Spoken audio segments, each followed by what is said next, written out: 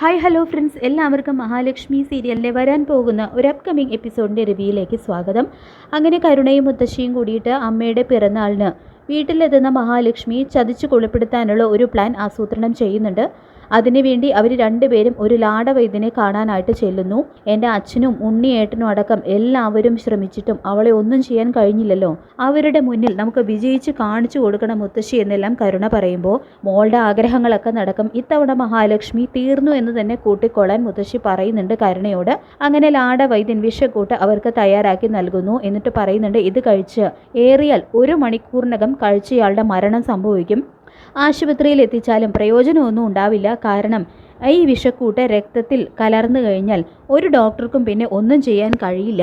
പിന്നെ ഇതുകൊണ്ട് എനിക്ക് കുഴപ്പമൊന്നും ഉണ്ടാവരുത് എന്നെല്ലാം അയാൾ പറയുമ്പോൾ, തനിക്ക് ഒരു കുഴപ്പവും വരാതെ ഞങ്ങൾ നോക്കിക്കോളാം, സംഗതി ഏറ്റാൽ മാത്രം മതി, ഞങ്ങൾക്ക് എല്ലാവർക്കും തലവേദന സൃഷ്ടിച്ച് പടർന്ന് പന്തലിച്ച് നിൽക്കുന്ന ഒരുത്തിയുണ്ട്, അവളെ മുകളിലേക്ക് പറഞ്ഞു വിടണം, അത്രേ വേണ്ടൂ, എൻ്റെ കുഞ്ഞിൻ്റെ മുഖത്ത് സന്തോഷം തിരിച്ചു കിട്ടണം, അങ്ങനെ എൻ്റെ മോൾക്ക് സുഖപ്രസവം നടക്കണം എന്നെല്ലാം മുത്തശ്ശി അയാളോട് പറയുന്നുണ്ട്. പിന്നീട് മുത്തശ്ശി ഒരു കാര്യം കരുണയോട് പറഞ്ഞു കൊടുക്കുന്നുണ്ട്. അവനും അവളും വീട്ടിൽ വന്നു കഴിഞ്ഞാൽ മോള് അവരോട് സന്തോഷത്തോടെയും സ്നേഹത്തോടെയും ഒക്കെ പെരുമാറണം. ആർക്കും ഒരു സംശയവും ഉണ്ടാകാൻ പാടില്ല. അവൾക്ക് എന്തെങ്കിലും കഴിഞ്ഞാൽ കണ്ണൻ ഒരിക്കലും നമ്മളിൽ സംശയം തോന്നരുത് എന്നെല്ലാം പറഞ്ഞുകൊണ്ട് മുത്തശ്ശി ഈ വിഷയം ഭദ്രമായിട്ട് സൂക്ഷിച്ചു വയ്ക്കാം. മോളെ അമ്മയുടെ പിറന്നാളിൻ്റെ അന്ന് രാവിലെ തന്നെ വീട്ടിലേക്ക് വരണം എന്നെല്ലാം പറയുന്നുണ്ട് കേട്ടോ. അപ്പോൾ കരുണയ്ക്കാണെങ്കിലും എന്തായാലും അവർ രണ്ടുപേരും കൂടി ഇത്തവണ എന്തായാലും മഹാലക്ഷ്മി മരിച്ചു എന്നുള്ള കാര്യം തന്നെ അവിടെ ഉറപ്പിക്കുകയാണ് ചെയ്യുന്നത്. പിന്നീട് വീട്ടിൽ തിരിച്ചെത്താണ് മുത്തശ്ശി. അപ്പോൾ പ്രതാപൻ ചോദിക്കുന്നുണ്ട്, പോയ കാര്യം എന്തായി അമ്മയെന്ന് ചോദിക്കുമ്പോൾ, ഞാനും കരുണ മോളും വിചാരിച്ച കാര്യങ്ങളൊക്കെ നടക്കും പ്രതാപ. കരുണ മോൾ അത്രയ്ക്ക് വാശിയിലാണ്. ഈ വിഷക്കൂട്ടുണ്ടല്ലോ, അത് ആ ലാടവൈദ്യൻ തന്നതാണ്. ഇത് മോഹിനി ഉണ്ടാക്കിയ പായസത്തിൽ ആരും അറിയാതെ നമ്മൾ ചേർക്കണം. മോളെ കൊഞ്ചിച്ചും തലോടിയും അവളുടെ മൂത്ത മോളെ കൊഞ്ചിച്ചും തലോടിയും നടന്ന അമ്മയുടെ കൈകൊണ്ട് തന്നെ മോളുടെ ജീവൻ എടുക്കട്ടെ എന്നെല്ലാം മുത്തശ്ശി പറയുമ്പോൾ, ഇതെങ്ങാനും ചീറ്റി പോവോ അമ്മേ, അങ്ങനെ ഉണ്ടായാൽ കണ്ണൻ നമ്മളെ വെറുതെ വിടില്ല എന്ന് പറയുമ്പോൾ, നീ വെറുതെ കരുനാക്കെടുത്ത് വളയ്ക്കാതെ പ്രതാപ, എല്ലാം നടക്കുമെന്ന് പറയുന്നുണ്ട് മുത്തശ്ശി പ്രതാപനോട്. ഇതേ സമയം തന്നെ മോഹിനി അവിടേക്ക് വരുന്നുണ്ട്. എന്നിട്ട് ചോദിക്കുന്നുണ്ട്, എന്താ രണ്ടുപേരും കൂടി ഒരു സ്വകാര്യം പറച്ചിൽ.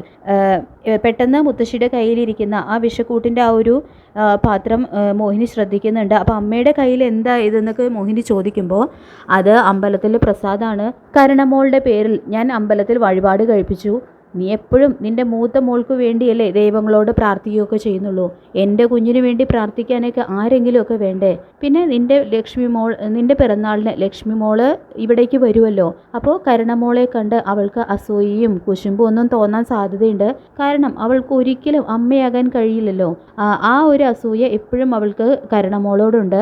അങ്ങനെ ദൃഷ്ടിദോഷം മാറ്റാൻ വേണ്ടിയിട്ടും ഞാൻ കരുണമോളുടെ പേരിൽ പ്രത്യേകം അമ്പലത്തിൽ വഴിപാട് കഴിപ്പിച്ച് പ്രാർത്ഥിച്ചു എന്നെല്ലാം മുത്തശ്ശി പറയുമ്പോൾ, എൻ്റെ മോൾക്ക് ആരോടും ഒരസൂയയും പകയൊന്നുമില്ല. പിന്നെ എല്ലാവരുടെയും നന്മയ്ക്ക് വേണ്ടിയിട്ടാണ് എൻ്റെ ലക്ഷ്മി മോള് പ്രാർത്ഥിക്കാറുള്ളൂ. പിന്നെ അമ്മയോടും മകനോടുമായിട്ട് ഞാനൊരു കാര്യം പറയുകയാണ്, മോളും കണ്ണൻ മോനും വരുമ്പോൾ അവരോട് നിങ്ങൾ കുറച്ച് സ്നേഹത്തോടെയും മര്യാദയോടും ഒക്കെ പെരുമാറണം, അത്രേ എനിക്ക് വേണ്ടൂ എന്നെല്ലാം മുത്തശ്ശി അവർക്ക് രണ്ടുപേർക്കും നല്ല മറുപടി തന്നെ കൊടുക്കുന്നുണ്ട്. ശേഷം ഇവളുടെ ഈ അഹങ്കാരമൊക്കെ 18-ാം തീയതി വരെ ഉള്ളൂ പ്രതാപ, അത് കഴിഞ്ഞാൽ അവൾ ഇവിടെ ഇങ്ങനെ കരഞ്ഞു നിലവിളിച്ച് നടക്കുന്നത് നമുക്ക് രണ്ടുപേർക്കും കാണാം എന്ന് പറഞ്ഞുകൊണ്ട് പ്രതാപനും മുത്തശ്ശിയും കൂടി ചിരിക്കുന്നുണ്ട്. അങ്ങനെ അമ്മയുടെ പിറന്നാൾ ദിവസം എത്തുകയാണ്. കണ്ണനും മഹാലക്ഷ്മിയും കരുണയും ഉണ്ണിയും ഒക്കെ വരുന്നുണ്ട് കേട്ടോ.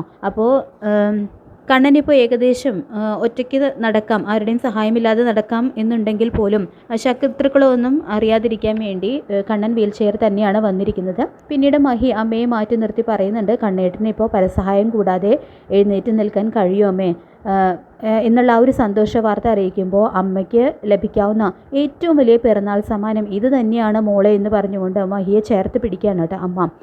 കരുണയും ഉണ്ണിയൊക്കെ ആണെന്നുണ്ടെങ്കിൽ മുത്തശ്ശിയും പ്രതാപനും ഒക്കെ കൂടി മോഹിനി പറയുന്നത് പോലെയൊന്നുമല്ല, കണ്ണനെയും മഹാലക്ഷ്മിയൊക്കെ കുത്തുവാക്കുകളൊക്കെ അവരോട് പറയുന്നുണ്ട്. അപ്പോൾ കണ്ണനാണെങ്കിലും ഒട്ടും വിട്ടു കൊടുക്കുന്നില്ല, അവർക്ക് തിരിച്ച് നല്ല മറുപടി തന്നെ കൊടുക്കുന്നു. അങ്ങനെ കേക്ക് മുറിക്കാനുള്ള സമയമാകുമ്പോൾ മോഹിനി കേക്കൊക്കെ മുറിക്കുന്നുണ്ട് കേട്ടോ. ഇതേ സമയം മുത്തശ്ശിയാണെങ്കിൽ അടുക്കളയിൽ പോയിട്ട് ആരും കാണാതെ തയ്യാറാക്കി വെച്ചിരിക്കുന്ന പായസത്തിൽ ആ വിഷം കലർത്തുന്നുണ്ട്. അങ്ങനെ സെർവ് ചെയ്യാനായിട്ട് എടുത്തു വെച്ചിരിക്കുന്ന പായസത്തിൽ വിഷമൊക്കെ കലർത്തുന്നുണ്ട് കേട്ടോ. തുടർന്ന് മോഹിനി എല്ലാവർക്കും പായസം സെർവ് ചെയ്യാനായിട്ട് എടുത്തുകൊണ്ട് വരികയാണ്. അപ്പോൾ അത് വിഷം ചേർത്ത പായസം എന്നറിയാനായിട്ട് ഒരു പ്രത്യേക അടയാളവും കരുണ അതിൽ വെച്ചിട്ടുണ്ട് കേട്ടോ. ശേഷം മുത്തശ്ശി കരുണയോട് പറയുന്നുണ്ട്, മോൾക്ക് ഇന്ന് അവളുടെ മരണം നേരിട്ട് കാണാം.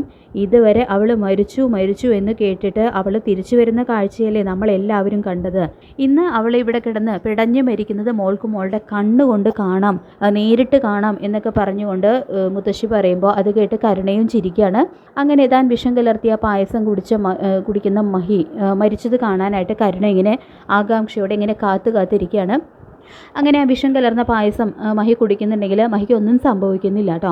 അവൾ വളരെ എനർജിക്കായിട്ട് തന്നെ എല്ലാവരോടും സംസാരിച്ചും ചിരിച്ചും സന്തോഷിച്ചും ഒക്കെ അവിടെ നിൽക്കുന്നുണ്ട്. അപ്പോൾ കുറേ സമയം 1 മണിക്കൂറൊക്കെ കഴിഞ്ഞിട്ട് മഹിക്ക് ഒന്നും സംഭവിക്കുന്നില്ല. അപ്പോൾ കരുണ പറയുന്നുണ്ട്, ആ ലാടവൈദ്യൻ നമ്മളെ പറ്റിച്ചു മുത്തശ്ശി, അയാൾ വെറുതെ ഓരോന്ന് പറഞ്ഞ് പണം തട്ടിയതാണെന്നാണ് തോന്നുന്നത് എന്നെല്ലാം കരുണ പറയുമ്പോൾ അതാ എനിക്കും മനസ്സിലാവാത്തത് മോളെ.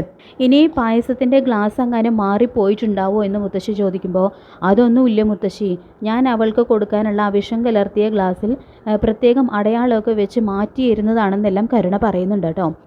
പക്ഷേ അവിടെ ഒരു ട്വിസ്റ്റാണ് സംഭവിച്ചിരിക്കുന്നത്. കാരണം മഹാലക്ഷ്മി കുടിക്കാനായിട്ട് വെച്ചിരുന്ന ആ ഗ്ലാസ് അത് മാറിപ്പോയിട്ടുണ്ടായിരുന്നു. അപ്പോൾ ഈ ഒരു കാര്യം കരുണ അറിഞ്ഞിട്ടില്ല കേട്ടോ. മഹാലക്ഷ്മിയുടെ ദൈവാധീനം കൊണ്ട് തന്നെയാണ് അങ്ങനെ സംഭവിച്ചിരിക്കുന്നത്. അങ്ങനെ കുറച്ച് നേരങ്ങൾക്ക് ശേഷം കരുണയ്ക്ക് ഛർദിയും തലകറക്കവും ഒക്കെ ഉണ്ടാവുന്നുണ്ട്. അപ്പോൾ ഇത് കണ്ട് മുത്തശ്ശിയും പ്രതാപനും ഉണ്ണിയും മഹാലക്ഷ്മിയും മോഹിനി എല്ലാവരും ഇങ്ങനെ എന്താണെന്നറിയാതെ ഇങ്ങനെ ടെൻഷനോടുകൂടി നിൽക്കുകയാണ്. അപ്പോൾ പണി പാളിപ്പോയോ ദൈവമേ എന്ന് മുത്തശ്ശിയും പ്രതാപനും, അവർക്കറിയാലോ ഇതിൽ വിഷം ചേർത്ത പായസം, അപ്പോൾ അത് കരുണ കഴിച്ചിട്ടുണ്ടാവുമോ എന്നുള്ളൊരു സംശയം അവർക്ക് അവിടെ തോന്നുന്നുണ്ട്. അപ്പോൾ എല്ലാവരും ഇങ്ങനെ പരിഭ്രമിച്ചുകൊണ്ട് നിൽക്കുകയാണ്. കരുണയാണെങ്കിൽ ആ വയറുവേദന കൊണ്ട് അലറി നിലവിളിക്കുകയൊക്കെ ചെയ്യുന്നുണ്ട്. അങ്ങനെ കരുണയെ വേഗം തന്നെ ഹോസ്പിറ്റലിൽ എത്തിക്കുകയാണ്. അപ്പോൾ പരിശോധിച്ചതിന് ശേഷം ഡോക്ടർ പറയുന്നുണ്ട്, ആ കുട്ടിയുടെ ബ്ലഡൊക്കെ ടെസ്റ്റ് ചെയ്തു, എന്തോ മാരകമായിട്ടുള്ള വിഷം ഉള്ളിൽ ചെന്നിട്ടുണ്ട്. മാത്രമല്ല ആ കുട്ടിയുടെ വയറ്റിലുണ്ടായിരുന്ന കുഞ്ഞ് മരണപ്പെട്ടു എന്നും ഡോക്ടർ ഞെട്ടിക്കുന്ന സത്യം പറയുമ്പോൾ അത് കേട്ട് പ്രതാപനും ഉണ്ണിയും എല്ലാവരും ഇങ്ങനെ സ്തബ്ധരായിട്ട് നിന്ന് പോവുകയാണ് കേട്ടോ. അപ്പോൾ മഹാലക്ഷ്മിക്ക് കൊടുക്കാൻ വെച്ചിരുന്ന വിഷം ചേർത്ത പായസം കരുണയാണ് കുടിച്ചിട്ടുള്ളത് എന്നുള്ള കാര്യം അവർക്ക് മനസ്സിലാവുകയാണ്. തുടർന്ന് കരുണയെ മുറിയിലേക്ക് കൊണ്ടുവരുന്നുണ്ട് കേട്ടോ. മുത്തശ്ശിയാണെങ്കിൽ എന്നാലും എൻ്റെ കുഞ്ഞിന് ഇങ്ങനെ ഒരു വിധി വന്നല്ലോ എന്നെല്ലാം പറഞ്ഞുകൊണ്ട് അലറി വിളിച്ച് കരയുമ്പോൾ ഞാൻ അന്നേ പറഞ്ഞതല്ലേ അവരോട് കളിക്കണ്ട എന്ന്, എന്നിട്ടിപ്പോൾ എന്താ ഉണ്ടായത്, എനിക്ക് എൻ്റെ കുഞ്ഞിനെ ഇന്ന് ഇഷ്ടപ്പെട്ടു എന്ന് പറഞ്ഞുകൊണ്ട് ഉണ്ണി പ്രതാപനും മുത്തശ്ശിക്കൊക്കെ നേരെ ശരിക്കും കടിച്ചു കയറുന്നുണ്ട്. പിന്നീട് കാണിക്കുന്നത് കരുണയെ മുറിയിലേക്ക് കൊണ്ടുവരികയാണ് കേട്ടോ. അപ്പോൾ കരുണയാണെങ്കിൽ ആരോടും ഒന്നും ഒരക്ഷരം പോലും മിണ്ടുന്നില്ല. വെറുതെ കണ്ണിൽ നിന്നും കണ്ണുനീരിങ്ങനെ ഒഴുകിക്കൊണ്ടിരിക്കുകയാണ് കരുണയുടെ. അപ്പോൾ മഹിക്കാണെങ്കിലും കാര്യങ്ങളൊന്നും അറിയില്ലല്ലോ. അപ്പോൾ മുറിയിൽ ചെന്നിട്ട് എന്താ കരുണ, നിൻ്റെ ശരീരത്തിൽ എങ്ങനെയാണ് വിഷം ചെന്നത് എന്നെല്ലാം മഹി ചോദിക്കുമ്പോൾ കരുണയ്ക്കാണെങ്കിൽ ഇപ്പോൾ തൻ്റെ കുഞ്ഞിനെ നഷ്ടപ്പെട്ടതോടുകൂടി തന്നെ ചെറിയൊരു പശ്ചാത്താപവും കുറ്റബോധവും ഒക്കെ ഉണ്ടാവുന്നുണ്ട്. തൻ്റെ ചേച്ചിയോട് ചെയ്തതിനാണ് തനിക്കിതൊക്കെ കിട്ടിയത്. അവരുടെ മുന്നിൽ ആളാവാൻ നോക്കി, തൻ്റെ വയറ്റിൽ കുഞ്ഞുണ്ടെന്ന് പറഞ്ഞുകൊണ്ട് അവരുടെ മുന്നിൽ ആളാവാൻ നോക്കിയതാണ്. തനിക്കിപ്പോൾ ദൈവം തന്നൊരു ശിക്ഷയാണ് ഇതെന്നുള്ള കാര്യം ഏകദേശം കരുണയ്ക്ക് ഈ ഒരു സംഭവത്തോടു കൂടി തന്നെ തിരിച്ചറിയുന്നുണ്ട്.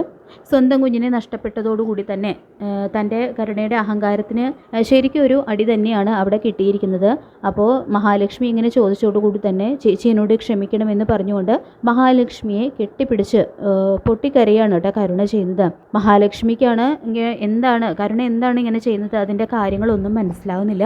അങ്ങനെ മഞ്ജുവിനെ പോലെ തന്നെ കരുണ ഇപ്പോൾ മഹാലക്ഷ്മിയുടെ നന്മ തിരിച്ചറിഞ്ഞ് അവളുടെ പക്ഷത്തേക്ക് മഹാലക്ഷ്മിയെ ചേച്ചിയായിട്ട് അംഗീകരിക്കാൻ തുടങ്ങിയിരിക്കുകയാണ് ഈ ഒരു സംഭവത്തോടു കൂടി തന്നെ.